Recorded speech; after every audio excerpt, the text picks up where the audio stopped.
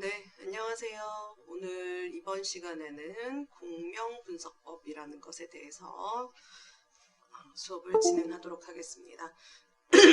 우리가 공명이라고 하면은 뭐 얘기해요? 우리 공명의 가장 대표적인 게 뭐예요? 옛날에 그 다리 위에 군인들이 발을 맞춰서 탕탕창창 갔는데 그렇게 가는 것 때문에 다리가 무너진 적이 있어요. 그게 뭐냐면은 이물질이 가지고 있는 주파수랑 군인들이 걷던 주파수가 우연히 맞아지게 되면서 이 다리가 그 에너지를 그 파장, 그 에너지, 탕탕탕탕 걷는 그 에너지를 흡수하게 되고, 에너지를 많이 흡수하면 어떻게 되겠어요? 본드가 깨지거나, 이제 무언가가 안에서 일어나겠죠. 그러면서 다리가 무너진 적이 있습니다. 이런 걸 공명이라고 해요. 우리가 이런 현상들을 분석에서도 동일하게 이용할 수가 있습니다. 그래서 일단 공명 분석법은 자기 공명이라고 하는 여기 보여지는 기술이 있는데요. 이 자기 공명 분석법은 전자 혹은 핵스핀, 스핀을 이용합니다. 우리 스핀이라고 하는 것은 일단은 전자 스핀은 익숙하죠. 왜냐하면은 전자에서 업이냐 다운이냐 이런 식으로 얘기를 많이 하는데요. 이 전자 같은 경우에는 실질적으로 이렇게 위로 있거나 아래로 있거나 하는 게 아니라요. 얘는 전자가 돌고 있습니다. 지구처럼 자전을 하고 있습니다. 이런 자전 운동을 세차 운동 혹은 프리세션이라고 이야기하는데요. 이렇게 자전을 할 때 이렇게 돌 수도 있고 이렇게 돌 수도 있겠죠. 그죠? 이렇게 돌고 이렇게 도는데 우리 전기장이 존재하면 거기에는 항상 자기장이 존재합니다. 그래서 전자기장이라는 말을 많이 쓰는데요. 우리 중학교 때 아마 과학 시간에 오른선 법칙이라는 걸 배우셨을 겁니다. 이 오른손 법칙은 뭐냐면은 전류가 흐르는 방향대로 이렇게 오른손으로 감싸지면은 엄지손가락이 향하는 방향, 그 방향으로 자기장이 형성되게 되는 겁니다. 그래서 전자가 이 방향으로 흔들면 자기장이 위로, 반대 방향으로 돌면 자기장이 아래로, 그래서 업, 다운으로 나타나게 되는데요. 핵스핀도 마찬가지입니다. 핵스핀은 그냥 전자랑 반대라고 생각하시면 돼요. 핵스핀 같은 경우에도 전자와 마찬가지로 이렇게 세차 운동을 하고 있게 되는데요. 전자가 이 방향으로 돌았을 때 업이라면은 죄송합니다. 핵스핀 같은 경우에는 이것과 반대 방향으로 존재하게 돼요. 그래서 여기 보시는 것처럼 반대 방향으로 돌았을 때 원래 전자는 이 방향이라면은 핵스핀은 반대 방향으로 이렇게 존재하고 핵스핀도 마찬가지로 업과 다운으로 존재합니다. 다만 차이는 뭐다? 방향만 반대다라고 생각하게 하시면 됩니다. 그래서 이 자기공명이라고 하는 것은 여기 보시는 것처럼 핵자기 공명도 있고요. 전자의 자기 공명도 존재하게 됩니다. 오늘 그 두 가지에 대해서 모두 다 말씀드릴 예정입니다. 그래서 일단 핵자기 공명 같은 경우에는 뭐냐 하면요. 핵스핀을 보는 겁니다. 이 핵스핀 같은 경우에 아까 말씀드렸듯이 전자랑 마찬가지로 세차 운동하고 있고요. 업과 다운이 존재하게 됩니다. 그리고 자기장이 존재하다 보니까 어떻게 되냐면 외부에 자장이 존재하게 되면요. 그것과 동일한 방향으로 배열하려는 성질이 가집니다. 물론 전자와는 반대 방향으로 존재하게 되겠죠. 그런데 우리 편의상 외부 자기장과 비교하여 안정하게 존재하는 방향이 둘 중에 하나가 있겠죠. 이제 업이라고 얘기했을 때요. 그러면은 자기장이 있기 전까지에는 두 개 뭐 이쪽이든 섞여 있습니다. 뭐 이렇게도 있을 수도 있고 이렇게도 있어요. 항상 다 섞여 있어요. 섞여 있는데 여기에 자기장을 주게 되면요. 이 자기장을 주게 되면은 같은 방향으로 배열되어 있는 것들은 상대적으로 안정하겠지만 반대 방향으로 있는 건 불안정해지면서 돌아가려는 성질이 있겠죠. 그래서 스핀 방향에 따른 에너지 준위가 갈라지게 됩니다. 이게 스플리팅이라고 해서 갈라지게 되고요. 요 갈라지는 요 에너지 차이는 뭐와 관련이 되냐 하면요. 요 플랭크 상수, 2분의 플랭크 상수가 되고요. 분의 요 이제 거리가 되고 이거는 외부 자기장에 따라서 달라지게 되고요. 요 감마는 자이로 자이로 파라미터라고 기억을 하는데 어쨌든 상수입니다. 상수라서 외부 자기장에 따라서 이제 요 갈라짐이 외부 자기장과 이 물질의 특징에 따라서 갈라지게 되고요. 그래서 이렇게 업과 다운의 에너지 상태, 외부 자기장이 있기 전까지는 그냥 평형 상태였는데 외부 자기장이 커지면 커질수록 H0로 써야 되겠네요. 커지면 커질수록 이 갈라짐은 이렇게 점점점 증가하는 경향을 나타내고요. 요 이제 증가하는 경향, 갈라짐을 점점 증가하게 되죠. 여기처럼. 그리고 요것은 물질의 특징에 따라서 이 간격이 또 달라지게 됩니다. 그리고 헥스핀 같은 경우에 그럼 이런 헥스핀의 갈라짐이라거나 이런 이제 그러면은 이제 요 갈라지는 것에 해당되는 것을 이제 가지고서 우리가 핵자기 공명이라고 하는 NMR 뉴클리어 마그네틱 레조넌스라고 하는 것을 이제 관찰하게 되는데요. 아무거나 일어나지는 않습니다. 아무거나 일어나지는 않고요. 여기 보시는 것처럼 여기에 이제 스핀이 2분의 1인 거. 2분의 1인 거. 그래서 프로톤, 그 다음에 카본, 그 다음에 플러린, 실리콘, 그 다음에 인이라고 해서 5개가 많이 되고요. 물론 얘네들도 스플리팅이 일어나지만 워낙 복잡하다 보니까 2분의 1이라는 건 스플린이 하나인 거예요. 하나. 갈라지는 게 업, 다운 하나인 거예요. 근데 여기 감마는 마그네토 자이릭 레이시오라고 하는 물질 고유의 성질이 됩니다. 요 하나가 되는 겁니다. 하나가 되는 거라서 그래서 여기에서 보시는 것처럼 스핀 넘버가 2분의 1인 물질들 카본 13 그러니까 카본은 원래 12번인데 방사선 동위원소인 카본 13 그 다음에 플러린 19 그 다음에 실리콘 같은 경우도 동위원소죠. 그 다음에 이렇게 관찰이 되고요. 여기 보시는 것처럼 어번던스는 자연계에 얼마만큼 존재하느냐에 따라서 달라지게 됩니다. 그러면 여기에서 이제 봤었을 때 수소 같은 경우에 되게 많죠. 그죠? 이 수소 같은 경우에 그리고 자연계에서 99.9%가 1번 프로톤입니다. 2번 프로톤 같은 경우는 듀테리움이라고도 얘기하고요. 이 듀테리움 같은 경우에는 NMR에서 이런 레조넌스 현상을 관찰할 수가 없습니다. 그리고 거기에 비해서 카본 같은 경우에는 전체 카본 중에 1.1%만 13입니다. 그러니까 13번 카본으로 이것만 NMR에서 우리가 확인을 할 수가 있어요. 이런 갈라짐이 관찰이 되게 되고요. 그래서 우리 보통 NMR 같은 경우에는 유기물을 가지고 많이 분석을 하게 되는데요. 이때 프로톤 같은 경우에는 쉽게 찍습니다. 하지만 카본 NMR을 찍을 때는요. 되게 오랫동안 찍어요. 왜냐하면은 워낙 적다 보니까 신호가 아주 작습니다. 그래서 이 신호를 계속 얻어서 점점점 중첩시킴으로써 증폭을 해 나가게 됩니다.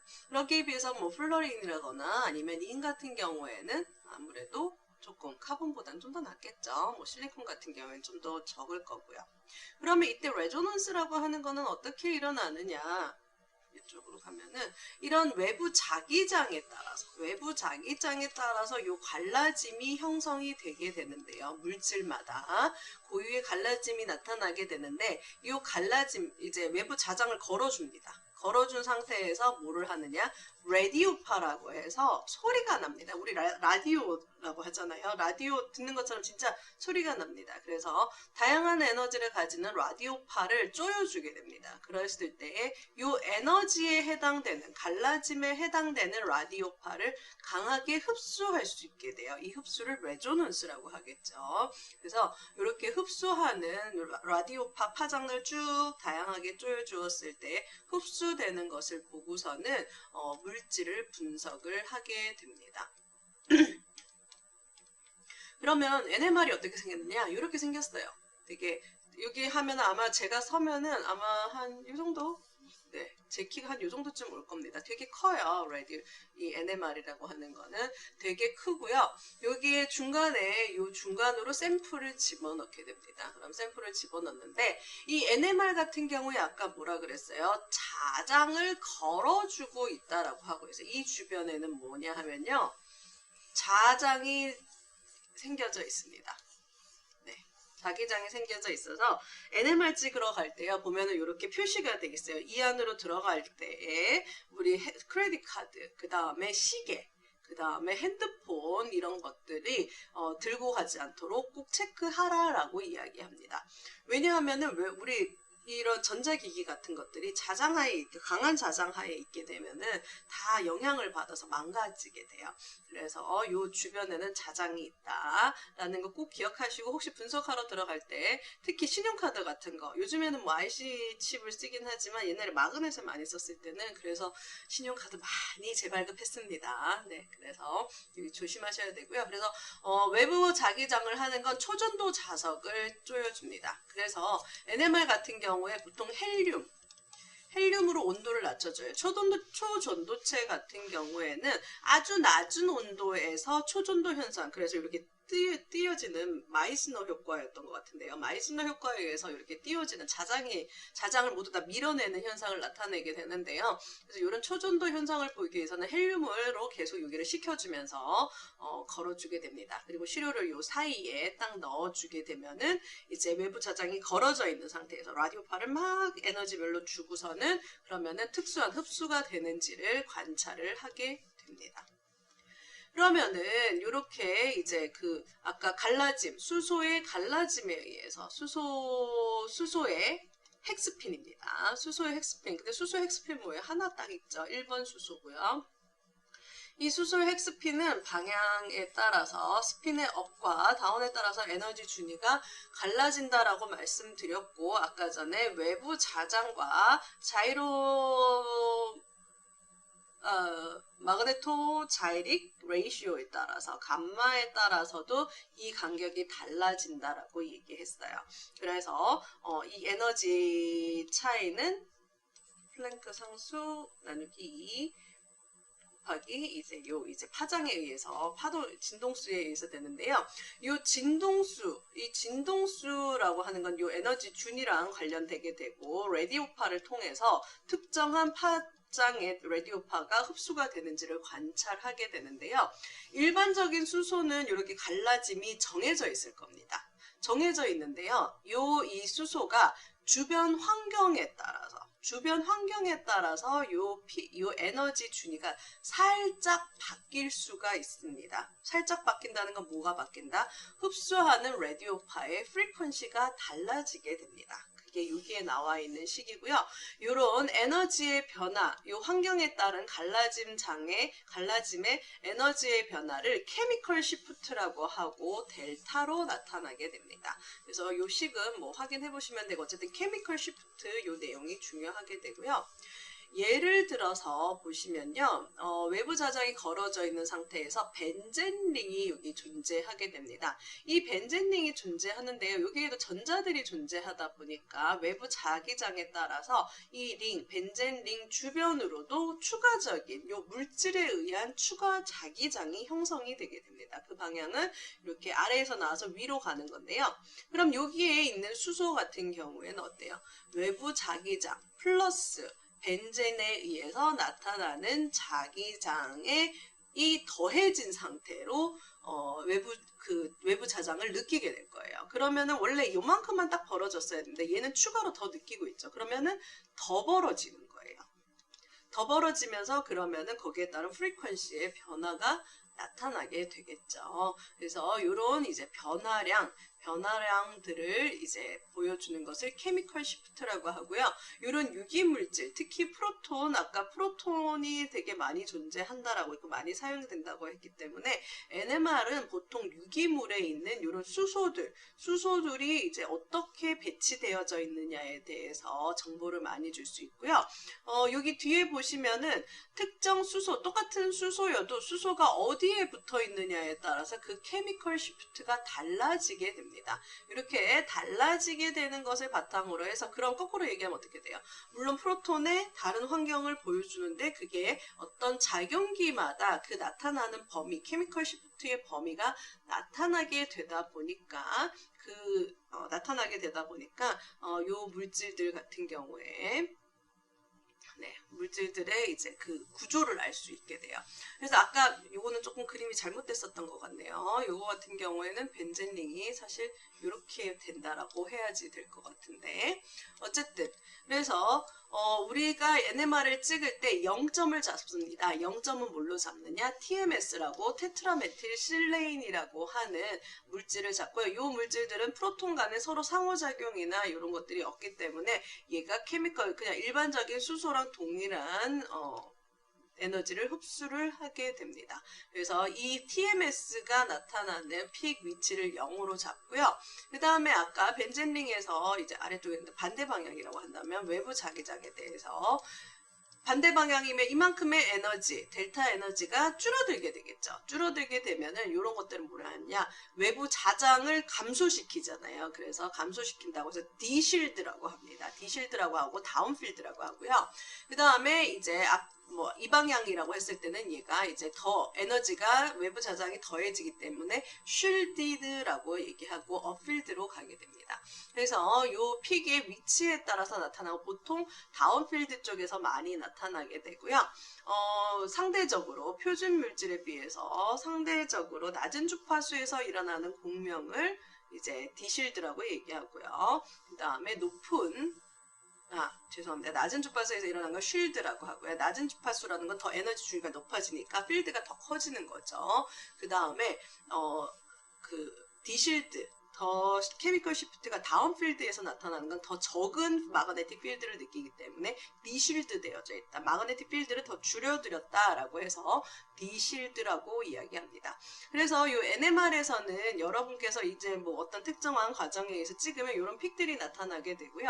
이 픽들을 여기에 나와 있는 이 데이터베이스랑 비교를 해서 찾아주시면 됩니다. 그러면은 이제 우리가 대충 예상하는 픽이 있잖아요. 보통 이걸 거꾸로 가지고서 이 구조가 어떻게 있다기보다는 예상하는 A라는 어떤 구조가 있을 거예요. 그러면은 얘가 벤젠링도 있고 여기 OH도 있고 그다음에 이제 카본 그룹도 있고 여기에 끝에 COOH가 있다라고 합시다.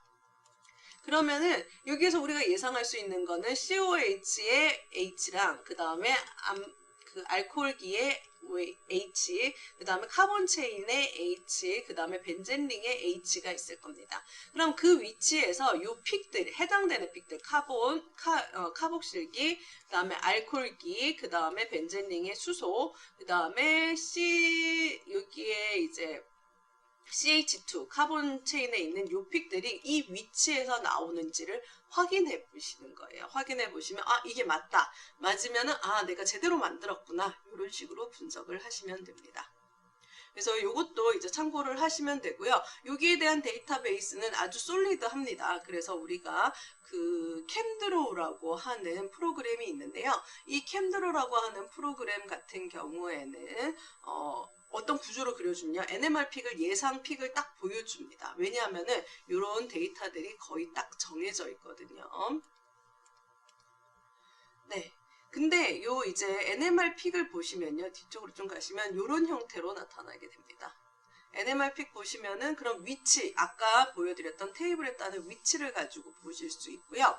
그 다음에 또 보셔야 되는 게 뭐냐 하면요, 여기 보면은 얘는 트리플렛, 얘는 잭텟이라고 해야 되나요? 그 다음에 여기는 펜텟, 그 다음에 여기 트리플렛, 픽이 갈라짐이 3개가 있고, 여기는 5개, 여기는 6개, 그 다음에 이거는 싱글렛 픽으로 나타나게 됩니다.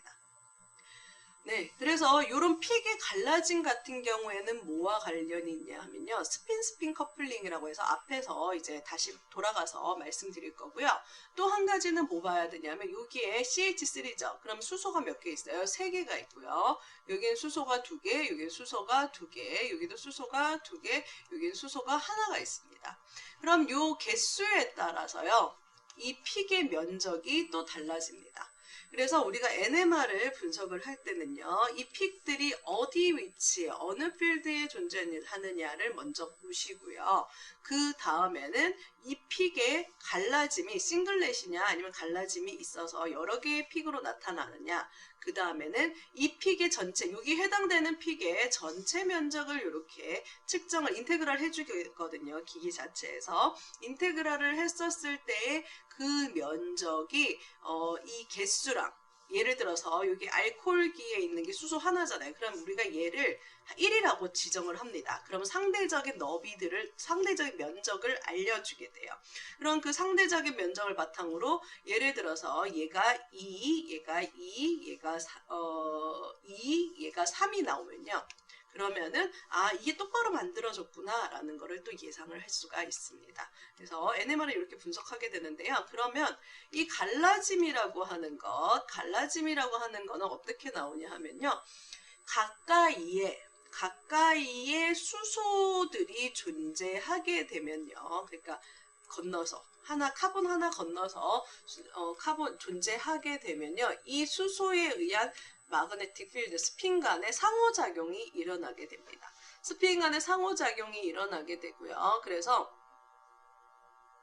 이 스핀 간의 상호작용에 의해서 얘네들이 갈라짐이 나타나게 됩니다. 앞에서 말씀드렸던 외부 필드가 또 생긴다 그랬죠. 그 추가 되는 필드에 의해서 또 갈라짐이 나타나게 됩니다. 그래서 하나가 존재하면은 하나의 갈라짐이 나타나게 되고요. 두 개가 존재하면 두 개의 갈라짐이 나타나게 됩니다. 그래서 하나의 갈라짐이 존재할 때는 더블렛, 그 다음에 두 개의 갈라짐이 존재할 때는 트리플렛, 그 다음에 세 개의 갈라짐, 세 개가 있으니까 세 개의 갈라짐이 존재하게 될 때는 쿼드러플렛 이렇게 존재하고요. 하나만 존재하면 갈라짐이 존재하지 않기 때문에 싱글렛으로 나타나게 됩니다. 그래서 뒤로 다시 가보면요. 여기에 보시면은 얘 같은 경우에는 주변에 어떻게 돼요? 여기 있는 수소는 주변에 건너서 두 개의 수소가 있죠. 그러면은 여기 A에 해당되는 거는 같은 위치에 있는 교수님 여기 H 3개 있잖아요. 그럼 4개 이거 아니고요. 같은 종류는 같은 영향을 끼치지 않습니다. 거리가 떨어져 있는 것들만 스핀 갈라짐에 영향을 끼치고요. 두 개가 존재하기 때문에 트리플렛이 되고요. 그 다음에 얘 같은 경우에는 두 개, 여기 두 개 있는데 여기에 두 개가 있고 여기 세 개가 있나요? 그럼 5개가 있기 때문에 5개의 갈라짐, 즉 6개의 픽이 나타나게 됩니다. 이런 식으로 이제 확인하시면 되고요. 네, 수소 이제 알코올기 같은 경우에는 건너서 물론 두 개가 있긴 하지만 보통 싱글렛으로 많이 나타나기 때문에 네, 넘어가시면 될 것 같습니다. 그리고 피크의 세기 같은 경우에는요, 여기 보시는 것처럼 개수가 늘어남에 따라서 1, 중간에가 점점 커지는 이런 파스칼 삼각형을 따라서 이렇게 인텐시티는 바뀌게 됩니다. 네, 그래서 이 NMR 같은 경우에는 이런 유기물에 방금 보여드렸던 이런 이제 위치를 가지고 작용기, 그 다음에 이제 그 갈라짐을 가지고 주변에 있는 수소의 개수, 그 다음에 면적을 가지고 해당되는 수소의 개수를 확인을 할 수 있고요. 이런 분석들이 가능하기 때문에 이런 구조에 우리가 예상하는 구조랑 NMR 픽이 맞는지 아닌지를 파악해서 이 물질이 어떤 물질인지에 대한 유기화학에서 분석을 많이 합니다. 주로 프로톤 NMR을 많이 쓰고요. 왜냐하면 금방 찍고요. 그 다음에 이제 쉽게 측정이 되니까요. 그런데 이제 카본을 뭐 필요에 따라서 일부 찍기는 하지만 주로 프로톤 NMR을 많이 찍기는 합니다. 근데 이것 같은 경우에 여기 찍을 때요. 보통 저희가 뭐 쉬밍하고 뭐 찍고 하면은 뭐 그래도 아무리 짧아도 한 5분 정도 5분에서 10분 정도 걸리는 것 같아요. 근데 문제는 어떤 물질들 같은 경우는 얘가 구조가 막 계속 바뀌는 애들도 있습니다. 그렇게 되는 경우에는 얘가 뭐 갑자기 뭐 우리 예를 들어서 이렇게 있었는데 갑자기 얘가 오므라진다거나 이런 식의 구조의 변화가 존재하게 되면요. 그거를 NMR로 찍기에는 5분 동안에 이렇게 분자는 되게 빠르죠. 그래서 이런 경우에는 NMR 같은 경우에 아까 말씀드렸죠. 초전도체로 사용을 하고 있기 때문에 온도를 낮춰서 찍을 수가 있습니다. 그래서 이런 구조체 같은 경우에 이제 룸템퍼러처에서는 여기 보는 것 같은 두 개의 픽만 나타나게 되는데요. 온도를 영하 80도, 헬륨이니까 거의 절대 온도 5도까지 내려가는 걸로 기억하고 있는데요. 헬륨은.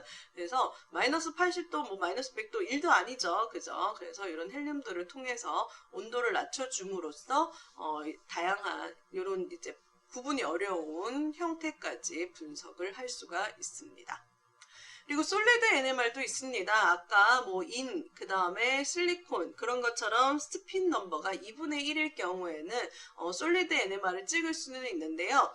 솔리드 NMR로 분석하는 경우도 있기는 한데 여기 보시는 것처럼 이 솔리드 NMR은 분해능이 그렇게 좋지는 않습니다. 왜냐면 너무 많이 뭉쳐 있거든요.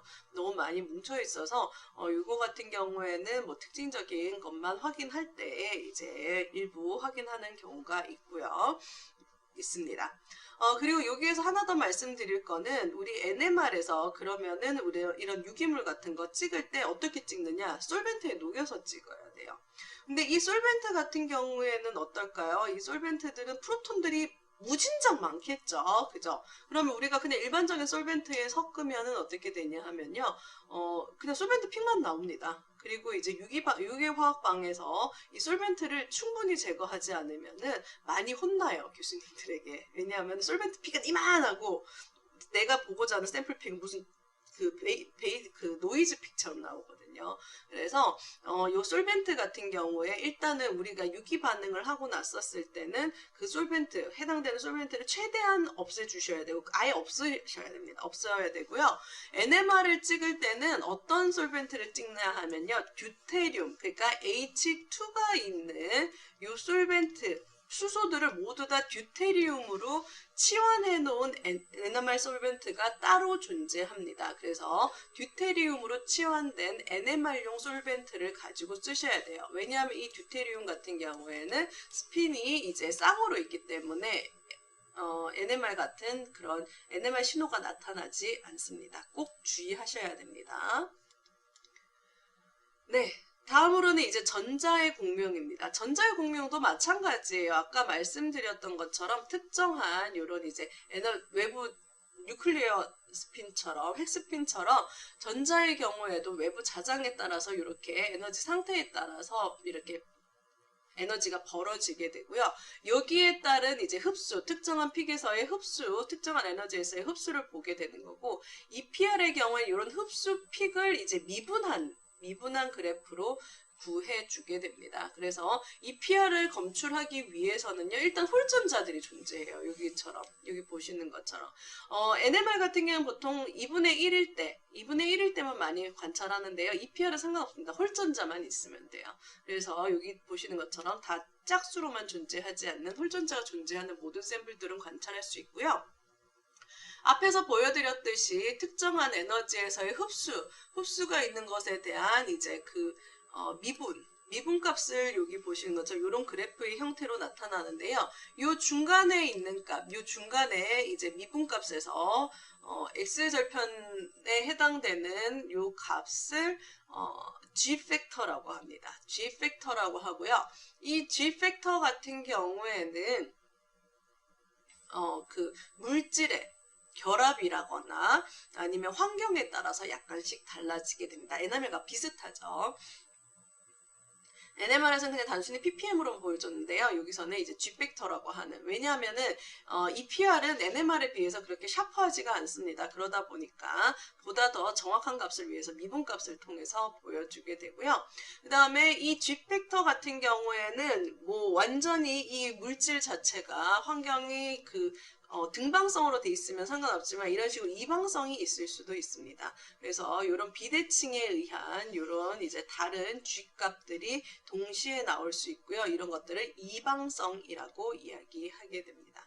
그래서 G팩터 같은 경우에는 말씀드렸듯이 이 결합이 어떻게 돼 있는지, 그 다음에 전자랑 핵스핀과 상호작용이 어떻게 되는지, 그 다음에 이제 그 대칭성에 따라서 달라지게 되고요. 이 G팩터가 이제 2.20, 여기 앞에 보시면은 G팩터 자유전자의 G팩터는 2.0023인데요. 자유전자와 비교해서 G팩터가 높은 경우에는 이때는 에너지가 낮아지게 되는 거고요. 전이금속 창물에서 많이 나타납니다. 그 다음에 커질 경우 G팩터가 2.00 자유전자의 G팩터보다 커질 때는 에너지가 더 작아지면은 에너지가 높아지게 되고요.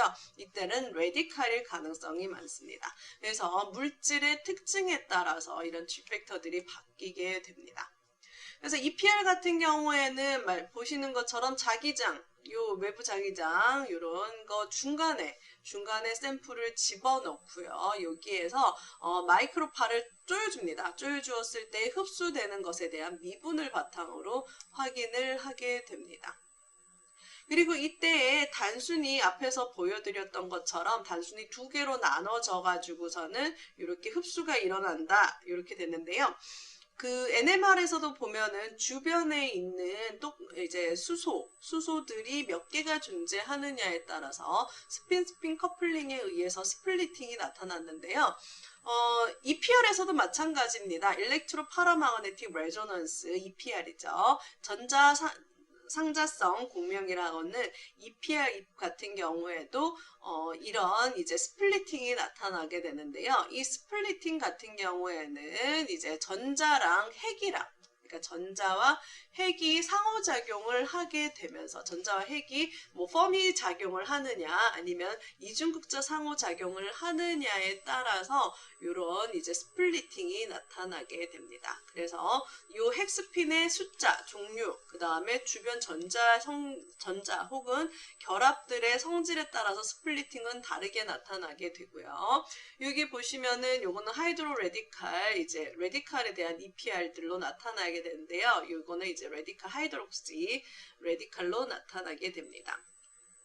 레디칼의 신호가 되고요. 여기 G팩터 같은 경우에 이 물질이 어떻게 되느냐에 따라서 이런 식으로 다양하게 나타나는 것을 볼 수가 있습니다. 그리고 NMR과 비교해서는요. 이 PR 같은 경우는 조금 단순한 편입니다. 이 스플리팅이 어떻게 됐느냐를 바탕으로 위치가 G팩터가 어디고 스플리팅이 어떻게 나타나느냐를 분석을 하는 거고요. 하지만 NMR에 비해서는 막 이렇게 딱 요거는 요거 물론 이것도 레퍼런스가 있고 거기에 따라서 맞춰지기는 하는데 요거 같은 경우에는 보통 전자스핀 그래서 이제 레디칼이라거나 아니면은 그런 그 금속, 전이금속들의 분석에 많이 사용이 되고요. NMR 같은 경우에는 그 유기물의 구조를 아는 데에 많이 사용이 됩니다. EPR의 경우에도 주변 결합이라거나 이런 환경에 대해서 알 수는 있지만요. 주로 금속 이제 그 고체 시료나 아니면은 그런 이제 어쨌든 덩어리로 이루어져 있는 거기 때문에 유기물처럼 정확한 구조를 알 수는 없습니다. 어쨌든 EPR과 NMR 둘 다 동일한 원리를 가지고 있고요. 하나는 뉴클리어 스핀, 하나는 일렉트로 스핀을 보게 됩니다. 그 각각의 스핀, 보는 대상의 스핀에 따라서 여기 보시면은 분석하는 특징들이 조금 더 달라지게 되는데요. 요거 같은 경우에 이제 분석 목적에 따라서 어떨 때 NMR을 쓰고 어떨 때 EPR을 쓰는지에 대해서는 여러분께서 잘 결정을 해주시면 되겠습니다. 네, 마지막으로는 메스바우어 분간법이라는 게 있는데요. 메스바우어 효과 같은 경우에는 뭐냐 하면요. 일단은 이제 우리가 무언가 쪼여주게 되면은 무언가 에너지를 쪼여주게 되면은 에너지를 방출하게 되겠죠. 방출하게 되는데요.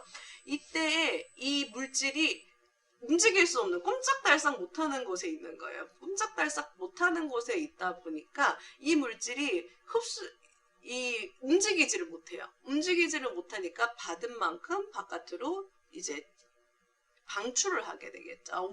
반동이 없는 상태에서. 이렇게 반동이 없는 상태에서 얘가 받으면 제가 이렇게 있는데 누가 공을 탱 때렸어요. 그럼 제가 어떻게 돼요? 탁 하면 옆으로 튀기게 되죠. 근데 제가 옴짝달싹 못하게 묶여 있어요. 묶여 있는데 공이 딱 왔습니다. 아프지만 어떻게 돼요? 움직이지도 못해요. 그냥 헤이 하고 울고 있겠죠. 그죠? 그런 것처럼 이렇게 탁 뭔가 맞았을 때 보통의 상태는 맞았을 때 충격에 의해서 이동이 있지만 딱 고정이 돼 있는 주변에 빡빡하게 덴스하게 존재하는 경우에는 맞아도 그냥 그 충격을 그대로 받고서는 그 상태에서 방출을 하게 됩니다. 요거를 메스바우어 효과라고 해요. 이 메스바우어 효과 같은 경우에는 보통 고체 물질에서 많이 사용이 되고요. 왜냐하면 고체 분자는 받으면 자유롭잖아요. 팅 하는데 고체는 주변에 원자들이 꽉 차 있으니까 부딪히면 그대로 에너지를 흡수를 하고 그 상태에서 방출을 하게 됩니다. 이때 사용되는 에너지는 감마선이고요. 이 감마선은 엑스레이보다 더 에너지가 큰 물질입니다. 아주 큰 에너지의 물질을 쪼여주면서 이제 어떤 변화를 관찰하게 되는데요. 그러면은 이렇게 메스바우어 효과는 어떻게 되냐면요. 일단은 코발트를 광원으로 씁니다. 코발트에서 이제 분해를 해가지고 이제 감마레이가 일어나도록 이제 물질을 주게 되면요. 그 다음에 여기에 이제 주변에 산화철이 이제 그러면은 에너지를 줬으면은 산화철의 바닥 상태에서 높은 에너지 상태로 전자가 이동하게 됩니다. 대부분은 바닥 상태로 내려가게 되는데요. 일부는 바닥 상태지만은 그것보다는 조금 더 높은 에너지 상태로 존재할 수가 있습니다. 이때 그러면 9% 정도는 바닥 상태보다 살짝 높은 에너지 준위로 존재하게 되는데요. 이때에 이 차이만큼의 에너지를 이제 방출하게 됩니다. 방출을 하게 되고요. 그래서 요 이제 보시면은 코발트 시료에서 이제 광자를 여기에다가 이제 요 안에 코발트가 있고 코발트에서 분해된 그 코발트에서 방출된 감마선이 철을 만나서 익사이테이션 시키고 익사이테이션 되었던 요거는 이제 철 동위원소겠죠. 익사이테이션 된 전자가 내려갈 때 높은 에너지 준위 상태에서 떨어지는 요 에너지 준위만큼의 또 다른 광자, 특정한 광자를 방출하게 됩니다. 요 광자를 방출하게 되는데요. 근데 그럼 이거를 흡수를 하는지를 이제 보는 건데 이 광자의 에너지는 딱 정해져 있습니다. 왜냐하면 57번 철에 약간의 바닥이지만 약간 높은 에너지 준이 이건 딱 정해져 있거든요. 그럼 얘는 정해져 있어요. 그런데 이 시료는 이 에너지에 해당되면 흡수를 할 것이고 아니면 흡수를 안 하겠죠. 그죠? 근데 그러면 물질마다 흡수가 다 다를 건데 얘가 이렇게 되면은 대부분 안 하지 않겠냐라고 하는데요. 이때 뭘 하냐 하면은 요게 바퀴를 달아놨어요. 바퀴를 달아놔서 거리를 가깝게 했다가 멀게 했다가 가깝게 했다가 멀게 했다가 하면은 어떤 일이 일어나냐 하면요. 우리 기차 같은 경우에 멀리 서 있는 기차가 빵 하고 오는 소리랑 가까이에서 올 때 빵 하는 소리가 다르게 느껴져요. 왜냐하면은 원래 그냥 가만히 있으면은 같은 거리로 있으면은 이제 얘네들이 이제 같은 속도로 들리겠지만은 가까이 올 때의 속도와 멀어질 때의 속도는 얘네들이 이 음파는 같은 속도로 움직이고 있겠죠. 근데 이 앞에 있는 운동하는 물질이 같이 움직여 버리게 되면서 파장이 달라지게 됩니다. 움직임 방향에 따라서. 요것을 이용하면 그럼 파장이 다르다는 건 뭐예요? 에너지가 달라지는 거겠죠. 그러면은 이 메스바우 효과를 가지는 메스바우 이런 시료 같은 경우에 광자는 요 원리에 의해서 나타난다라고 했고요. 그러면은 특정한 감마선을 방출했을 때 이 시료는 아주 단단한 물질들이기 때문에 그냥 받고 이제 흡수한 다음에 그 이제 에너지 뭔가 상호작용을 하고 방출을 하게 되겠죠. 방출을 하게 되는데 이때에 요 시료가 어떤 특정한 곳에서 이제 흡수를 하는지를 파장을 바꾸는 게 아니라요. 광자는 감마선은 동일하면서 요 이제 그 움직임, 그 빛이 나오는 광원 자체를 움직여가면서 파장을 바꿔가면서 요것을 측정하게 됩니다. 이때 관마선 같은 경우에는 아주 센 에너지이기 때문에 아주 단단한 고체 시료에도 분석을 할 수가 있겠죠. 그래서 이런 고체 시료의 물질들을 확인할 때 보는데요. 요것도 흡수는 똑같습니다. 앞에서 말씀드렸던 NMR, EPR과 마찬가지로 에너지 준위가 있고 여기에 대한 흡수가 특정한 에너지에 맞춰서 흡수가 일어나고요. 메스바우어 같은 경우에 NMR이나 EPR처럼 주변에 있는 전자 등에 의해서 주변에 전자들이 고체 상태다 보니까 주변에 전자들이 얼마나 많겠어요. 그죠? 이런 환경에 따라서 스플리팅이 또 일어납니다. 거기에 해당되는 게 이성질체 이동, 사중국자 이동, 자기 분할 이동이라고 되어져 있는데요. 그 결과로 나타나는 건 여기 보이는 것처럼 나타나게 됩니다. 그래서 스플리팅이 여러 개가 있게 되죠. 똑같은 산화철인데 이런 스플리팅이 나타나게 되고 물론 크기에 따라서도 환경에 따라서 약간 달라지게 되고요. 온도에 따라서도 또 다르게 나타나는 것을 확인할 수가 있습니다. 그래서 이렇게 이제 처음에 감마선을 흡수하는 이 시료가 흡수하는 에너지가 있을 건데요. 동위원소 같은 것에 의한 요런 이제 쉬프트, 그 다음에 외부 자기장, 비대칭적인 자기장에 의한 스플리팅, 그 다음에 주변에 있는 핵전하에 의한 스플리팅에 의해서 요런 이제 다중 스플리팅이 나타나게 됩니다. 그러면은 요거 같은 경우에 일단 이성 핵 이동 같은 경우에 원자 핵의 반지름이 바뀌면, 원자 핵의 반지름이 바뀐다는 것은 뭐 산화수가 바뀐다거나 여러 가지 밀도들이 바뀌게 되겠죠. 그래서 이로 인해서 나타나는 변화를 볼 수가 있고요. 그래서 이성질체 이동 같은 경우에는 원자 핵의 크기, 부피 변화가 나타나는 것은 산화 상태, 일단은 산화수가 커지면은 커질수록 그 크기는 줄어들게 됩니다. 왜냐하면은 전자가 느끼는 유효 핵전하가 커지게 되고요. 그 다음에 주변의 배위 환경에 따라서도 달라질 거고, 기하학 환경, 결합 특성에 따라서도 이런 쉬프트가 나타나게 됩니다.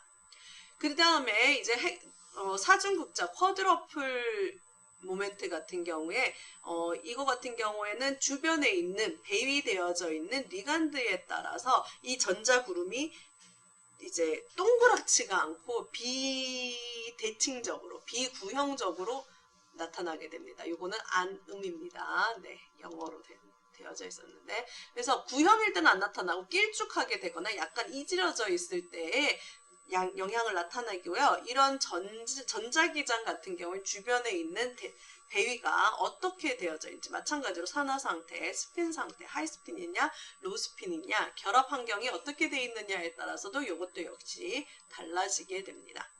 그 다음에 이제 하이퍼파인 스플리팅 같은 경우에는 이제 원자 핵 스핀과의 상호작용에 의해서 나타나게 되고요. 그래서 네, 핵의 G팩터, 그 다음에 핵자의 핵 마그네톤 등 이런 이제 핵 스핀과의 상호작용에 의해서 나타나게 되고, 말씀드렸듯이 이렇게 원래는 그냥 물질 하나면은 이렇게 하나의 흡수만 가져야 되는데 주변 환경에 따른 이런 스플리팅이 나타나게 되고, 이 픽에 흡수되는 위치, 거기에 대한 쉬프트, 그 다음에 이 스플리팅이 어떻게 일어나는지를 바탕으로 이 물질의 산화 상태 그리고 결합 상태에 대한 정보를 얻을 수 있게 됩니다. 그래서 우리가 공명에 대해서 NMR, EPR, 그 다음에 메스바우어라고 하는 분석 방법에 대해서 배웠는데요. NMR은 주로 유기물의 구조, EPR은 이제 금속 혹은 레디칼에 대한 정보, 그 다음에 메스바우어 같은 경우에도 금속 그러니까 고체 안에서의 이 물질의 산화 상태, 결합 상태 등에 대한 정보를 얻을 수가 있습니다.